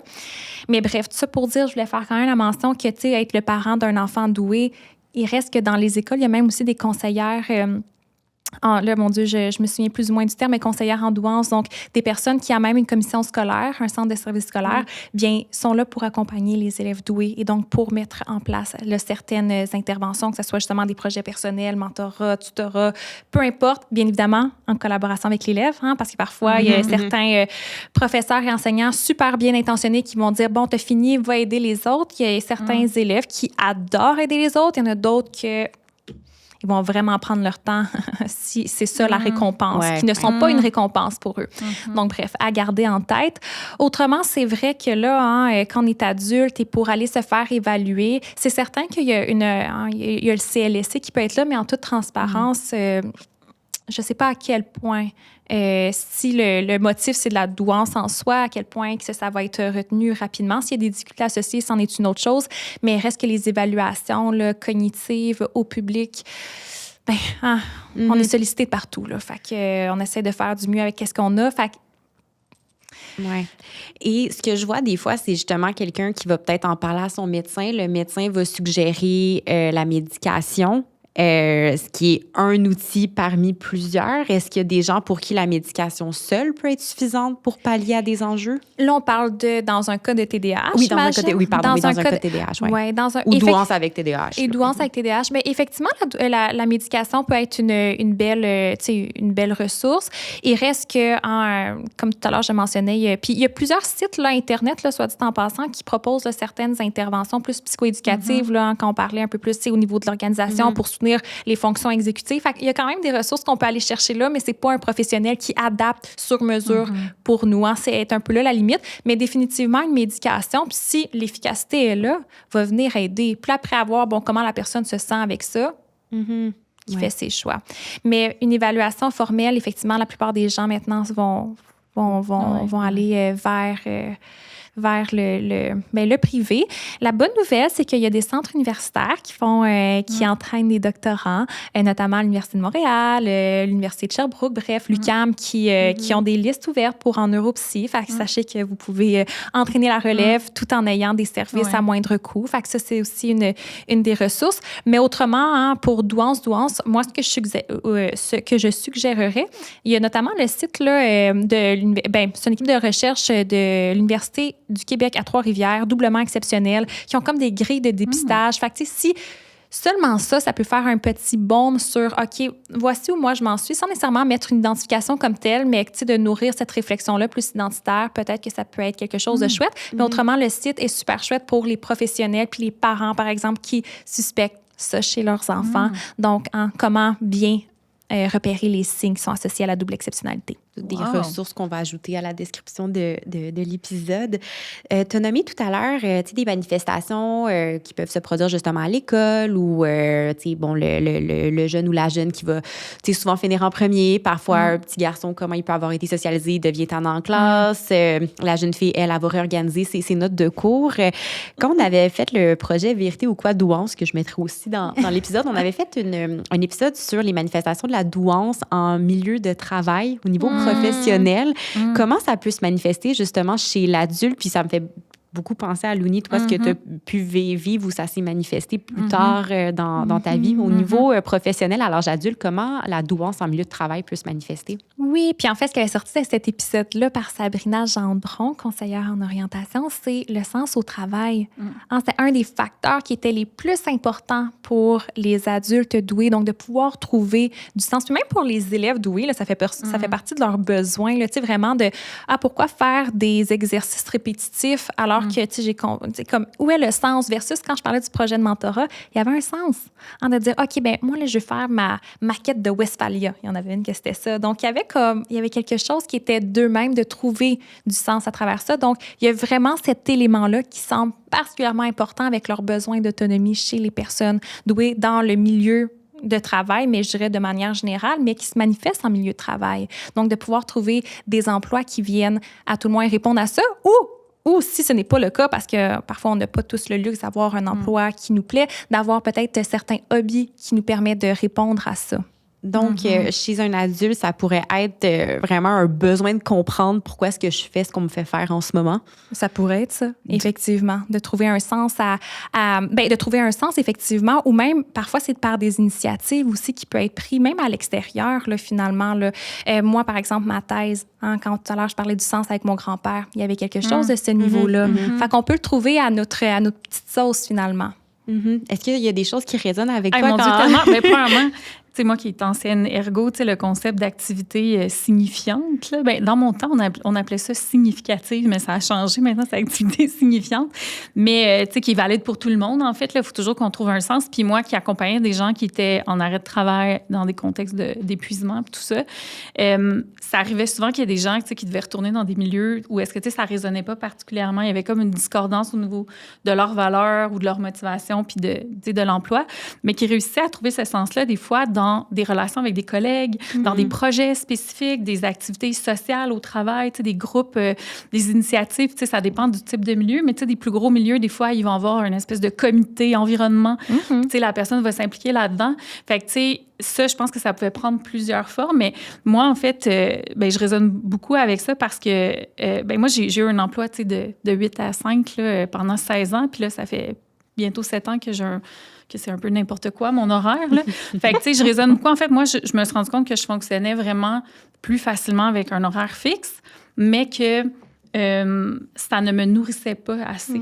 Et je recherchais beaucoup des sensations fortes ou, des hauts, des bas, tout ça, ou des choses un peu plus comme, qui me donnent je vais dire des sensations fortes à l'extérieur de mon travail. Des fois, dans des choses là, comme des relations toxiques, par exemple. J'avais comme besoin, là, de vivre des choses, là, j'avais besoin que des choses m'animent, là, parce qu'il y avait quelque chose d'un peu trop routinier. Et dans une approche un peu plus, je parle de relations toxiques, mais c'était aussi comme des hobbies qui ont pas de bon sens, des affaires de même, qui prenaient énormément de place, des gros projets qui n'avaient pas vraiment de sens, des trucs comme ça. Je me suis beaucoup perdue là-dedans. Puis là, depuis maintenant que j'ai un horaire comme de pigiste, puis que vraiment, j'adore là, tout ce que je fais. J'aimais beaucoup ce que je faisais avant, mais le contexte était plus différent. Je ressens moins ce besoin-là. En fait, je pense que c'est plus comblé comme ça. Mais oui, tout à fait. La recherche de sens, pour moi, est comme essentielle. On parlait de sensibilité à l'injustice. Moi, c'est sûr que c'est quelque chose qui m'anime beaucoup aussi. C'était comme ça dans mon travail avant. Puis c'est une des choses aussi qui a fait, malheureusement, que j'ai quitté la profession. C'est que j'étais confrontée beaucoup à des injustices en lien avec des compagnies d'assurance, des employeurs, beaucoup des injustices corporatives ou politiques qui affectaient mes clients. Puis c'était quelque chose avec lequel je n'étais plus capable de dealer. Là, ça venait trop me chercher, je me sentais trop impuissante. Puis essayer de réhabiliter quelqu'un, puis de retourner dans un milieu qui l'avait rendu malade, c'était quelque chose qui résonnait plus pour moi. Mais bon, je sais que j'ai fait du bon travail le temps que j'étais là, puis je suis contente de faire ce que je fais maintenant. Mais oui, la recherche de sens, pour moi, est vraiment essentielle dans tout. Puis ça peut être un problème des fois, parce que je me rends compte qu'il y a des tâches plus routinières, ou même au travail, des tâches qui... Faire ma comptabilité, c'est sûr que ça a du sens pour moi, puis que c'est important. Mais il a fallu que je mette en place des systèmes, puis que je débourse pour avoir de l'aide pour des choses comme faire des factures. Je suis capable de faire des factures, mais je les faisais pas parce que pour moi, il y avait tout le temps quelque chose qui m'animait davantage. Fait que, j'ai dû mettre en place des systèmes, puis, ça me coûte de l'argent, d'avoir du soutien pour des tâches pour lesquelles j'ai de la misère à avoir le sens, mais que je sais qu'elles sont importantes, Fait que ça a été, pour moi, la façon que j'ai de gérer ça. Mais oui, mon Dieu, c'est tellement... la recherche de sens, je pense que pour tout le monde, mais ça, possiblement, s'il y a des données là-dessus, que pour les personnes douées ou avec un TDAH, que c'est plus marqué, là. Ça, c'est une chose qui j'avais trouvé tellement intéressante tu l'as nommé tout à l'heure, dans des manifestations de la douance, le sens de la justice, puis que ça s'expliquait justement par une capacité d'analyse, accrue, puis une capacité justement à davantage percevoir les incohérences dans des situations. Et ça s'accompagne avec c'est lourd de voir qu'il y a autant, d'être capable de percevoir plus d'injustice, et ça peut rapidement, j'imagine, devenir envahissant. Quelles sont des façons un peu peut-être pour une personne douée, de se protéger, en fait? C'est une excellente question. Néanmoins, je tiens quand même à revenir sur le point que le sens de la justice, c'était pas nécessairement c'est une des caractéristiques qui est soulevée notamment du côté de la clinique, mais qui sont pas nécessairement les plus validées. Fait que là, je veux vraiment qu'on revienne là-dessus pour oui, effectivement. Mais autrement, comment se protéger de ça? Peut-être qu'avant toute chose, peut-être que j'aimerais ça t'entendre sur toi, comment tu te protèges de ça, vu que ça semblait vraiment être quelque chose qui t'animait. Oui, mon Dieu. Puis, tu sais, le concept de fatigue de compassion, c'est quelque chose sur lequel j'étais très sensibilisée comme thérapeute. J'avais été chercher beaucoup d'outils par rapport à ça pour c'était beaucoup d'apprendre à tolérer l'inconfort qui vient avec le sentiment d'impuissance. Oui, tu sais, d'apprendre à pas mettre des énergies là où elles serviront pas, puis d'apprendre à se préserver pour rester disponible de manière durable, si je peux dire, de pas s'épuiser là-dedans. Puis, tu sais, dans les sphères plus militantes, par exemple, dans le mouvement vegan, tu sais, dans le mouvement anti-diète et tout ça, dans lequel j'ai pris beaucoup la parole, pour moi, il n'y a pas d'autre chose que de trouver une communauté. T'sais, pour moi, de sentir qu'on n'est pas seul, c'est vraiment... Je pense que c'est la chose la plus puissante, en fait, parce que, de toute façon, quand on se bat contre des enjeux systémiques ou corporatifs, politiques, tout seul, je pense pas qu'on ait tant de pouvoir que ça. Fait que non seulement on a besoin de mobilité, d'avoir d'autres personnes qui vont vouloir faire changer les choses comme nous. Mais en plus, on a besoin, je trouve que c'est une façon de créer des liens très significatifs, très, très importants avec d'autres personnes, puis de sentir, en fait, qu'on n'est pas seul là-dedans. Fait que trouver des communautés qui partagent les mêmes, ils ont la même perception que nous, sans tomber non plus dans, de passer trop de temps là-dedans non plus, puis de vivre l'impuissance collective, puis de nourrir ça. Je pense que c'est facile de tomber dans cet extrême-là aussi. Puis, on le voit, là, le burn-out militant aussi, on voit, il y a beaucoup de fatigue comme ça. Fait que, je pense, pour moi, c'est la communauté, c'est vraiment ce qui est le plus important. Là. Puis, je trouve ça vraiment intéressant que c'est ça qui soit soulevé, parce que dans mes résultats de thèse, justement, on demandait aux parents, par exemple, des facteurs qui pouvaient les aider à se sentir efficaces dans leur rôle de parents auprès d'enfants doués et TDAH, puis la question du soutien de d'autres parents comme eux. Wow. Pas nécessairement des parents qui vont donner des conseils, parce qu'au contraire, ils disaient, écoutez, parce que là, les conseils, moi, je me rends compte, mon enfant est assez neurodivergent, puis les conseils de l'un, ça ne fit pas pour mon enfant. Donc, qui s'abstiennent de donner des conseils, mais qui sont là, tout simplement. Ouais. Fait que ça, ici, je trouve que c'est quand même super... c'est un beau point, surtout quand on considère que le soutien social, de manière générale, c'est un facteur de protection pour quasiment tout, finalement. Fait que le soutien, moi, je trouve que c'est un bon point, finalement, à ce qu'on puisse garder en tête avec ça. Vraiment. Tu sais, d'avoir l'impression aussi que tu peux te donner la tag là, avec quelqu'un d'autre. Tu sais, puis on le voit dans certains mouvements, tu sais, il y a des nouvelles personnes qui émergent, tu sais, disons dans la sphère publique, puis qui vont prendre un rôle un peu plus sur le front, puis après ça, il y en a d'autres qui vont se reposer. Puis, tu sais, vraiment de pouvoir se relayer là-dedans. Je trouve que, tu sais, juste au niveau pratique, tu sais, il y a quelque chose d'utile là-dedans, mais juste de savoir aussi qu'on n'est pas seul, ça fait vraiment la différence, parce que je pense qu'il y a quelque chose de très démoralisant de constater que des fois, tiens, la majorité des gens avec qui je partage le territoire sur lequel j'habite n'ont pas les mêmes valeurs que moi. Tiens, ça peut être vraiment difficile. Mais, par exemple, moi, j'ai plein d'amis véganes, j'ai plein d'amis qui ne sont pas véganes. Puis quand on soupe ensemble, les amis véganes, on parle pas juste de véganisme non plus. C'est juste que on va parler de plein d'affaires, on va parler de trucs complètement, superficiels, culture populaire, puis on va parler, peut-être de trucs politique et tout ça. Puis le repas autour de nous, on se posera pas de questions, il est vegan et tout ça, mais on n'est pas toujours en train de se craquer puis tout ça, tu sais. Parce que ça, je pense que la ligne est... Tu sais, il faut trouver cet équilibre-là. Puis, tu sais, dans tous les mouvements militants, ça prend des gens qui vont jouer différents rôles à différents moments. Ils sont tous importants. Mais, tu sais, je pense qu'il faut se préserver là-dedans si on veut pouvoir le faire de manière durable. Mais oui, communauté avant tout, là. Dans l'idée aussi de préserver son énergie, on entend souvent parfois que les gens doublement exceptionnels ou qui ont une douance et un TDAH vont aussi présenter des signes. Puis là, Juliette, tu corrigeras, je sais pas moi si j'aime personnellement ce mot-là, mais des signes d'hypersensibilité autant émotionnel, sensoriel. Donc, est-ce que c'est quelque chose... Louni aussi, je vais te relancer la question. Parce que je te vois vraiment réagir là-dessus, mais parlons-en. Non, mais c'est parce que je trouve tellement que c'est quelque chose qui a été beaucoup banalisé dans les dernières années, dans les discours. Moi, je suis hypersensible. Tu sais, là, après ça, moi, je suis une empathe. Puis, tu sais, des trucs comme ça. Puis, moi, la science derrière ça m'intéresse vraiment de savoir qu'est-ce que ça nous dit, là. Oui, mais justement, parce que moi aussi, je trouve ça vraiment intéressant parce que souvent, quand je rencontrais des parents qui soupçonnaient une douance chez leur enfant, c'est l'hypersensibilité qui était mise de l'avant. Pourtant, l'hypersensibilité, ce n'est pas une caractéristique de la douance. Hein? Puis l'hypersensibilité va se distribuer en ce qu'on sait jusqu'à présent, puis il y a encore des études qui vont devoir être faites sur le sujet, là, mais se distribuerait normalement chez la population neurotypique que chez les personnes douées.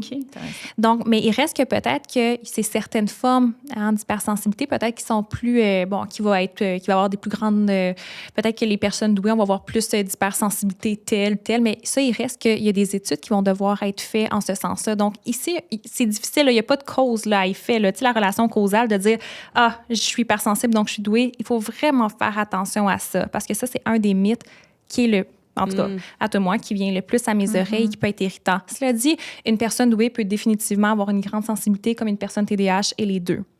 Est-ce que tu réfères à la sensibilité plus émotive et puis à celle sensorielle, puis est-ce que ça va toujours de pair? Toujours de pair, en ce sens que pour certaines personnes, ça va être plus émotionnel, pour d'autres, ça va plus être sensoriel, sur des sens aussi particuliers. Mais là, moi, ici, je faisais référence tant aux deux, mais il reste que pour une personne, ça pourrait être davantage là, émotionnel. Puis ça, ici, il y a Catherine Simon-Paquet, qui est docteure en psychologie, que si ça vous intéresse vraiment beaucoup, le thème de l'hypersensibilité, puisque moi, je m'y connais, mais pas plus qu'il faut. Il reste qu'elle, sur sa page Doux en sciences, va faire plusieurs capsules justement pour démystifier un petit peu plus ça, l'hypersensibilité chez les personnes douées. Donc, si ça vous intéresse, allez voir ça. C'est super enrichissant. Super. Donc, ça vient en fait clarifier peut-être une mauvaise conception ou un mythe que toutes les personnes douées ou doublement exceptionnelles ne sont pas automatiquement hypersensibles. Exactement. Du moins, à la lumière des données qu'on a. Exactement, jusqu'à présent. Est-ce que tu as beaucoup réagi? Est-ce que toi, tu avais entendu des... Oui, en fait, moi, en ergo, c'était quelque chose qu'on dépistait beaucoup, là, les profils sensoriels avec des approches d'intégration sensorielle et tout ça. Mais c'était pas, justement, c'était quelque chose qu'on déconstruisait beaucoup. C'était pas à l'époque où je faisais beaucoup de dépistage à ce niveau-là. C'était beaucoup associé à l'autisme, en fait, au trouble du spectre de l'autisme. Les parents disaient, mais si mon enfant, il tolère pas les étiquettes puis les coutures de ses bas, est-ce que ça veut dire qu'il est autiste? Puis on déconstruisait tout ça. Puis on le montrait aussi aux parents comme quoi c'était pas non plus une fatalité, là, c'est vraiment l'enfant a besoin peut-être d'un sentiment de contrôle un peu plus grand sur son environnement, la notion qu'il puisse faire des choix, qu'il y ait des options. Puis moi, je me suis toujours reconnue beaucoup là-dedans. Quand j'étais petite, je pleurais quasiment tous les jours. Là, comme, surtout quand je revenais de l'école, c'était trop, puis je pleurais. Puis, mais c'était pas associé à de la détresse, c'était comme vraiment, je pense, un petit reset. Puis oui, l'hypersensibilité, encore à ce jour, faire une valise, pour moi, quand je pars en voyage, c'est très complexe, puis vraiment pas parce que je suis du genre à me faire des looks, là, mais c'est parce que je sais pas, cette journée-là, qu'est-ce que mon corps va tolérer comme texture. Il y a des journées où j'ai besoin de compression, il y a des journées où je suis incapable de le tolérer. Même dans la même journée, ça va varier. Au niveau du son, j'ai les environnements qui sont très bruyants, ça me cause énormément de fatigue. Je pense pour tout le monde, là, c'est épuisant, mais peut-être à un niveau un petit peu plus grand. Au niveau, c'est beaucoup au niveau du toucher, puis au niveau, par exemple, j'ai le mal des transports facilement, un peu toutes ces choses-là. Puis la recherche de mouvement est pas mal toujours là. J'ai été socialisée comme fille, fait que je me suis jamais balancée sur les chaises. Mais pour moi, je suis toujours en train de gosser après quelque chose. J'ai des jouets fidget chez moi qui m'aident à être concentrée. Mais oui, je me reconnais beaucoup là-dedans. Mais même quand chez Ergo, c'était quelque chose qu'on essaie de déconstruire. Puis comme quoi, ça pouvait être aussi beaucoup dans des contextes où n'importe qui est anxieux on va être plus intolérant. Là, on va être irritable à tous les niveaux. Fait que ça se peut qu'un col roulé, que normalement, on le tolère bien, mais là, si on vit plein d'irritations, ça se peut que on est vraiment comme au bout de notre élastique, ça se peut que le col roulant, on le tolère pas bien. Ouais. Sans banaliser le fait qu'il y a des gens qui sont vraiment hypersensibles. Mais je pense qu'encore là, j'aime beaucoup mettre l'accent sur le fait qu'il y a des outils qu'on peut faire pour reprendre un certain contrôle là-dessus. Puis on le voit beaucoup, ça, je trouve, sur les médias sociaux, des gens qui vont essayer de normaliser un peu, qui ont une neurodivergence. Puis moi, j'ai appris à traîner mes petits bouchons quand je vais dans des lieux, des espaces bruyants, ou j'ai des choses qui m'aident à me réguler ou des choses comme ça. Je sais que si je bois de l'eau glacée, ça m'aide à être plus attentive. Fait que, je pense que c'est intéressant que ce discours-là soit là, parce qu'avant, c'était beaucoup stigmatisé. Là. Ah, ben là, c'est un petit gars hyperactif, ou c'est un petit gars, un enfant autiste parce qu'il est hypersensible à ça. C'est quelque chose que déjà, il y a 15 ans, je me souviens qu'on essaie de déconstruire là, avec les parents. Là, Puis, à la lumière de déjà tout ce qu'on a discuté, puis toi, des choses que tu as appris en date d'aujourd'hui, mettons que tu pouvais reparler à Caroline il y a quelques années, qu'est-ce que tu aurais aimé savoir? Qu'est-ce que tu sais aujourd'hui que tu aurais aimé savoir à ce moment-là? C'est une bonne question. Je pense, en fait, que ce qui m'aurait... Tu sais, en fait, je me suis posé beaucoup de questions. Comment ma vie aurait été différente si j'avais eu un diagnostic? Puis, tu sais, est-ce que... J'ai toujours été extrêmement curieuse, puis j'ai arrêté mes études après le bac, mais tu sais, le bac qui accédait à la profession d'ergo parce que j'étais complètement épuisée, puis... J'ai beaucoup, tu sais, j'ai pas mal toujours vécu des frustrations d'avoir plein d'idées, mais de pas être capable de les mettre en place parce que je m'épuisais ou que j'étais dépassée par la séquence de choses à faire et tout ça. Mais j'aurais envie probablement de dire que, ben, tu sais, c'est pas parce que t'es poche, là. Tu sais, c'est vraiment, t'as des défis, là, tu sais, puis quand tu trouves des moyens pour pallier à ces difficultés-là, c'est pas des signes que t'es poche, c'est des signes que t'es résiliente, tu sais. Tu sais, vraiment de mettre l'accent là-dessus parce que pour moi, à chaque fois que j'utilisais un moyen compensatoire, je voyais ça comme un échec un peu parce que j'étais comme, hey, à quel point je suis pas disciplinée s'il faut comme que je prépare mes affaires la veille. Là. On dirait que ma motivation devrait être suffisante à elle seule parce que c'est beaucoup le discours, tu sais, quand on veut, on peut. Ah ouais. Tu sais, c'est tous les discours toxiques qui viennent avec la culture du bien-être aussi qui est beaucoup là, ou cette culture de performance. Mais c'est vraiment, tandis que maintenant, avec le recul, je suis capable de voir, hey, mon Dieu, t'es tellement résiliente, tu sais.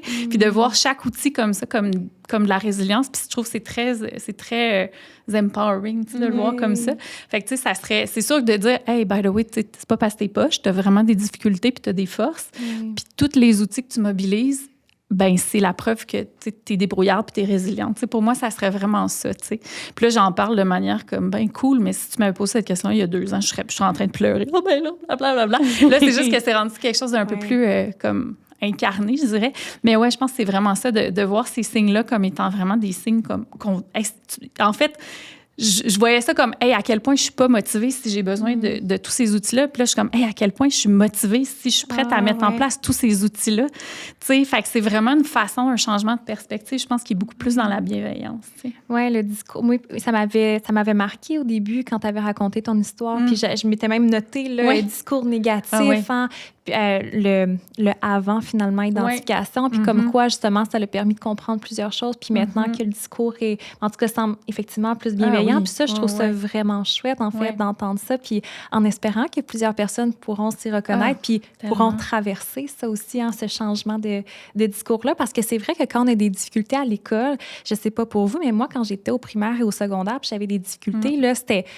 Souvent, j'étais comme, mais comment ça, j'ai pas compris ça, je suis dans mes poches, tatata. Puis quand on comprend qu'on a des difficultés qui sous-tendent ça, mais ça nous permet justement d'être un peu plus bienveillante envers nous-mêmes puis de dire, mais là, il y a cette force-là, finalement, que j'ai pas vue. Là, il y a ce défi-là, mais c'est correct, on a chacun nos défis. Fait que je trouve ça chouette, en fait, qu'on puisse, en tout cas, mettre le mot bienveillance, en fait, dans ce podcast. Oui, vraiment. Puis tu sais, des fois aussi, ce qui m'amène à être encore plus bienveillante avec, tu sais, n'importe qui vit ces difficultés-là aussi, c'est, attends, moi, j'étais ergothérapeute. Tu sais, j'étais formée pour voir les liens qui existent entre une personne, ses capacités, ses difficultés, son environnement, les tâches qu'on lui demande de faire.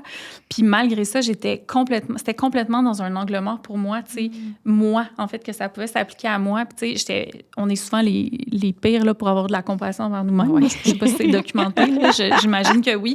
Mais tu sais, à quel point on se met tellement la pression et tout ça, puis il y a tellement tu sais, il y a une bonne façon de faire les choses. Puis on le sait avec le système, tu sais, dans le milieu de travail, à l'école, tout ça, c'est supposé être comme ça que ça fonctionne.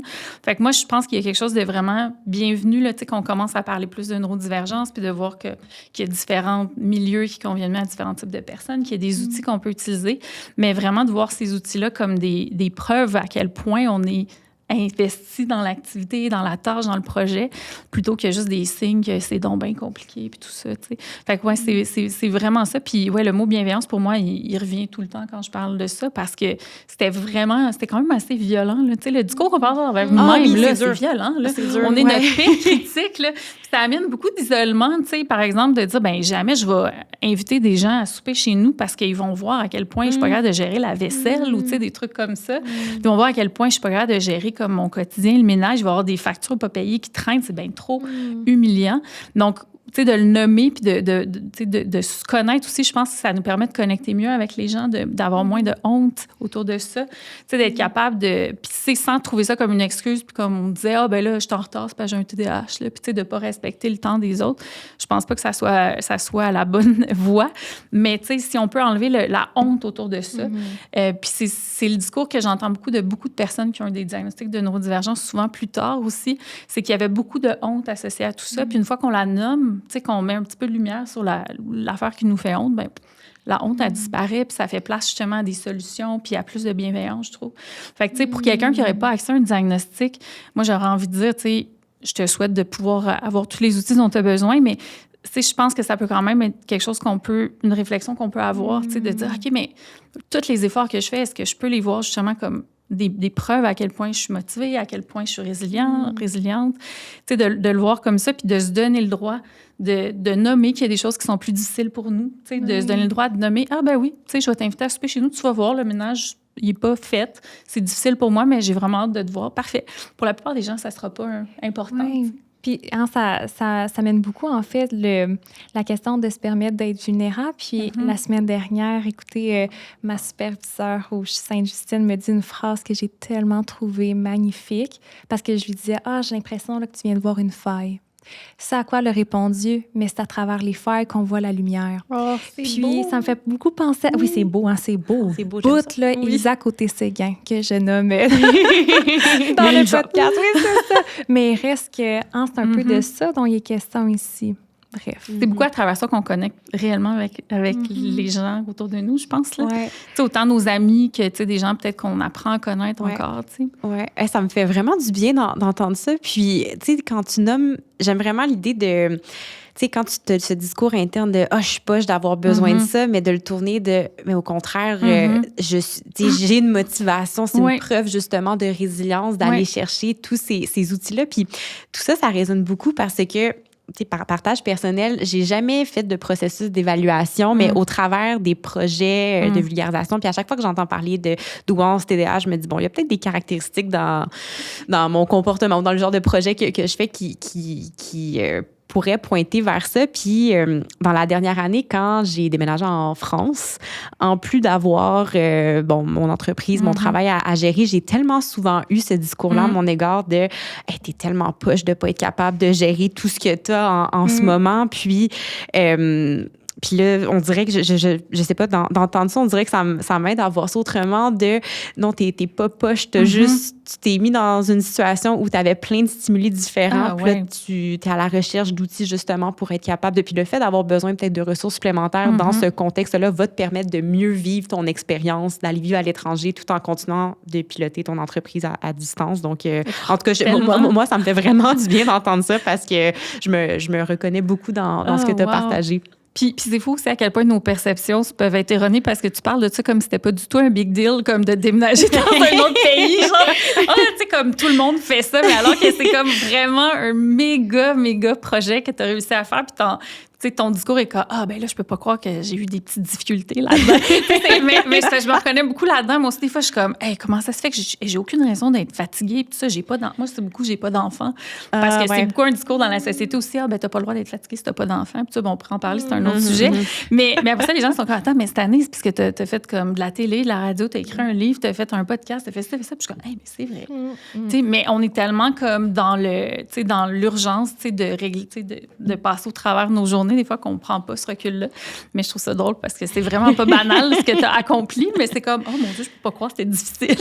mais tu sais, quand tu nommais au début, tu sais, je suis pas motivée, je suis pas disciplinée, puis là, j'ai fait, on dirait que je me suis réentendue vivre ça, puis ça, en tout cas, ça m'apporte un regard différent là-dessus, qu'au contraire, d'avoir besoin d'autres outils, c'est pas une faiblesse, au contraire, ça nous permet d'accomplir plus de choses, puis d'aller, on peut se donner la tape sur l'épaule d'avoir été résilient pour avoir été les chercher. Tellement. C'est tellement important. Puis, tu sais, je pense que ça s'applique à plein de choses. Je me souviens, une fois, j'avais entendu je pense que c'était une nutritionniste qui parlait, tu sais, de comment on peut utiliser la nourriture pour gérer nos émotions. Puis, tu sais, c'est comme qui disait, quand tu étais petite, si tu as appris à manger des biscuits parce que quand tu étais anxieuse, tu n'es pas une mauvaise personne, tu es incroyablement résiliente. Tu as trouvé une façon comme de naviguer des émotions pour lesquelles tu n'étais pas équipée à ce moment-là. Puis là, maintenant, tu as d'autres outils. Fait que, tu sais, maintenant, on peut explorer d'autres outils. Puis c'est quelque chose qui m'est toujours resté, tu sais, de le voir dans l'angle de la résilience, justement. Puis je pense que c'est un sujet comme que tu connais bien. Mais de voir dans l'angle de la résilience les choses, ça permet vraiment je trouve que ça nous permet de reprendre le pouvoir dans des situations où on se sent souvent impuissant. Oui, puis ça me permet quand même de faire aussi un lien avec le fait que chez les personnes qui ont une double exceptionnalité, l'approche par les forces, c'est une approche qui va être recommandée parce que oui, la personne va savoir qu'elle a des défis, que ce soit sur le plan d'organisation ou peu importe les défis que ce soit, mais de dire, ouais, mais j'ai telle force, donc je vais m'appuyer là-dessus. Puis de manière générale, la science avec Martin Seligman, ce grand chercheur qui faisait de la recherche justement sur les forces humaines, de pouvoir capitaliser sur ces forces-là, finalement. Donc, moi, je trouve que ça fait aussi un certain parallèle avec tout ça, puis de garder ça en tête, que ce soit quand on est enseignant avec des élèves ou juste de nous envers nous. Je trouve ça super. As-tu des exemples concrets, justement, de comment cette approche-là peut se manifester, peut être utilisée? Bien, je vais prendre un exemple assez banal. Moi, par exemple, une de mes forces, c'est la curiosité. Donc, ce que je sais que je peux capitaliser là-dessus, que ce soit juste par ma curiosité personnelle d'écouter des documentaires, de ci, de ça, puis en plus d'utiliser ces forces au quotidien, ça va être associé à un meilleur bien-être de manière générale. Donc, il reste de pouvoir... la créativité. Moi, je me permets d'avoir, surtout quand j'écrivais, il y a un livre que j'ai coécrit avec 2 neuropsys sur la douance, RAF, la douance intellectuelle à l'adolescence. Fait que là, je me mettais des plages de créativité. Là, je sais que dans ces moments-là, il n'y a plus de cadre scientifique. Bien, pas qu'il n'y a pas de cadre scientifique, là, bien évidemment, il y a un cadre scientifique, mais tu sais, les articles scientifiques, c'est un petit peu plus carré. Oui. Fait que là, ici, il y avait comme, OK, go, on y va dans les métaphores, on y va dans le dialogue. Bref, je me permettais justement d'avoir ces moments-là. Puis même au quotidien, moi, j'aime ça décorer. Fait que là, présentement, on a déménagé. Donc là, je décore, je mets mon plafond orange.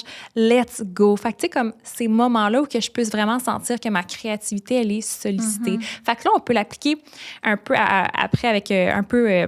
à la sauce de chacun, mais tu sais, un élève en classe qui, oui, a des difficultés sur tel plan, mais par exemple, a une grande capacité à bien articuler ses idées, pourrait, OK, peut-être que son projet personnel, c'est de, je sais pas, d'écrire des articles journalistiques ou peu importe ce que lui veut faire, là, bien évidemment, mais sur ses forces, en s'appuyant sur ses forces. Puis même en psychothérapie, avec les jeunes que je vois, je sais que j'ai une personne en tête que c'est la musique.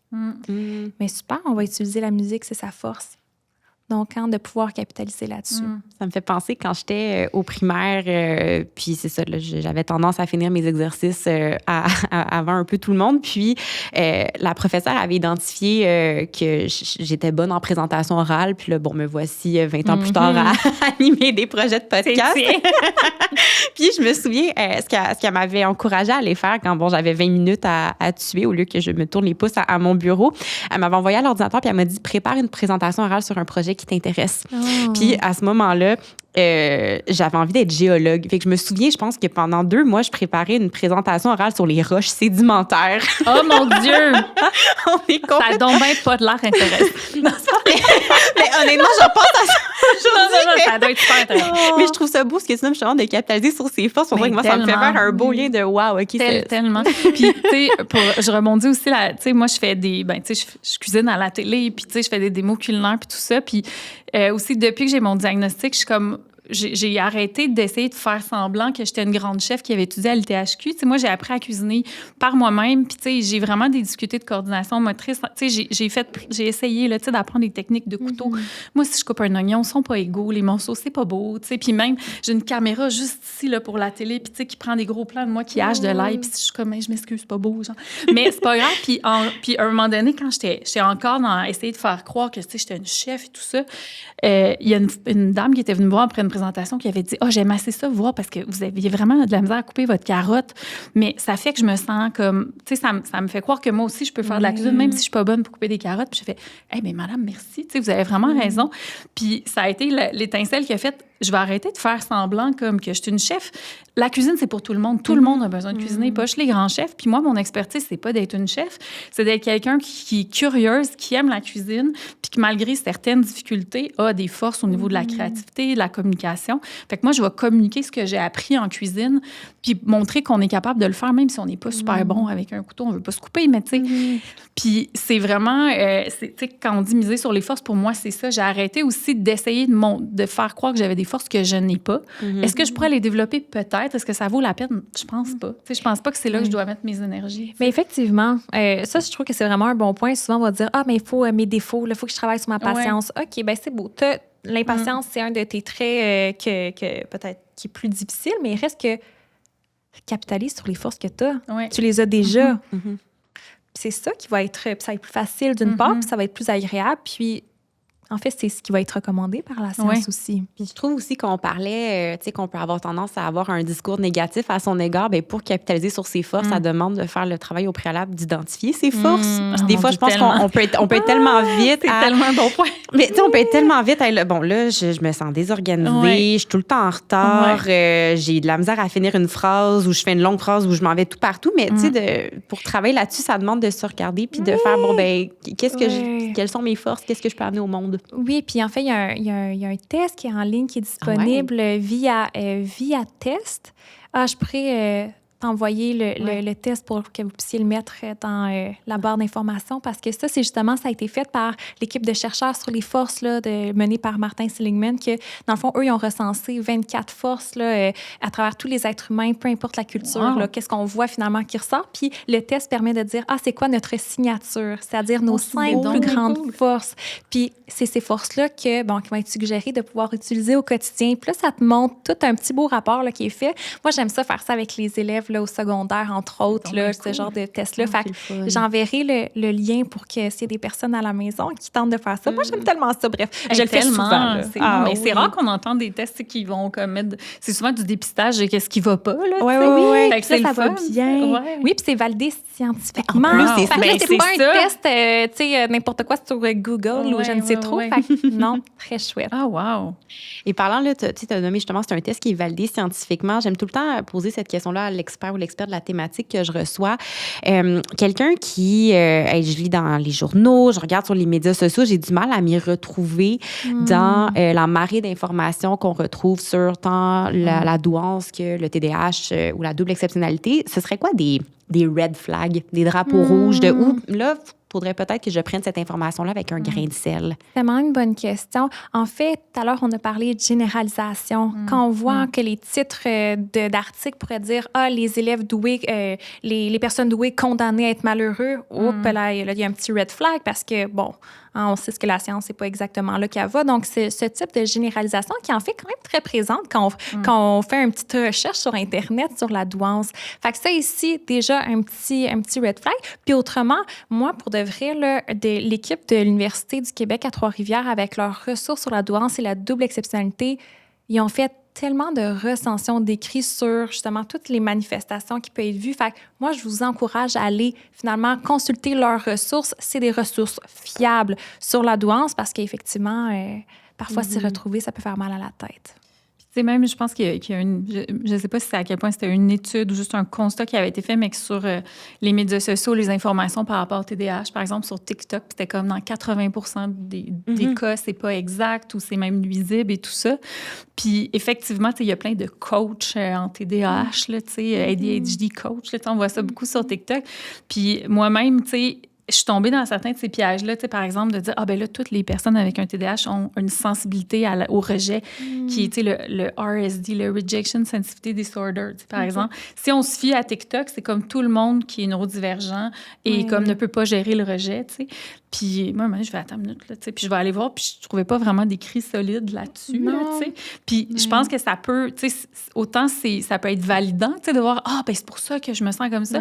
Mais encore là, après ça, tu sais, ça tient pas ça tient pas compte du contexte, de nos blessures, de nos traumas, tu sais, de plein de choses. Puis je trouve que ça nous garde figés dans comme ben moi je suis comme ça, je pourrais jamais dealer avec le rejet, puis tout ça, plutôt que de mettre le focus sur des outils, là, tu sais. Oui, puis tu sais, souvent dans les publications, par exemple, que ce soit TikTok ou Instagram, tu sais, quand il n'y a pas de sources qui sont associées à ça, mais des sources valides, bon là, c'est peut-être, ça se questionner même dans les articles là, sur Internet, quand ça réfère à telle étude, puis qu'on n'est pas capable de voir c'est laquelle étude dont il est question. Ça aussi, c'est comme des petits red flags. La là. science dit que, tu sais, c'est comme... c'est qui? C'est difficile. La science avec un grand S. Oui, c'est ça.